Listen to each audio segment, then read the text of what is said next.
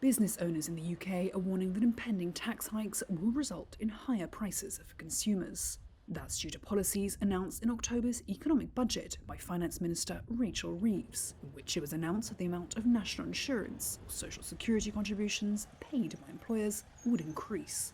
The hike will be felt keenly in hospitality, where 2/3 of workers are part-time and have mostly earned too little for employers to pay the contributions. But from April 6, that threshold drops sharply. It's these changes that have left a pub owner, Philip Thorley, concerned. He owns 18 hospitality sites on the southeastern coast of England and says he's unable to absorb the extra costs without hiking prices. It is going to be really difficult for us to be able to swallow this.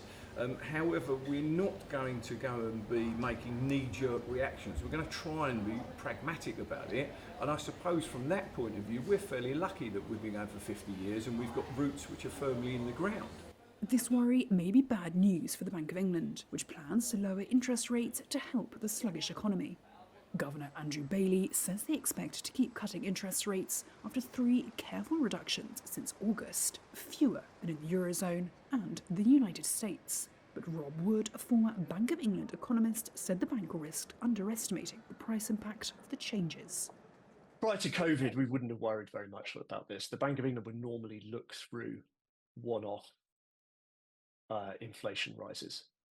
But one-off or temporary inflation has become a bit of a dirty word since COVID, after central banks misjudged this pretty heavily through 2022 and 2023. If you had to pick a time to make this change, I wouldn't have done it now. So in today's budget, I am announcing an increase in employers' national insurance contributions. Chancellor Reeves described her first budget, which included the biggest package of tax increases in 3 decades, as a once-in-a-generation change to invest in public services and modernise the economy.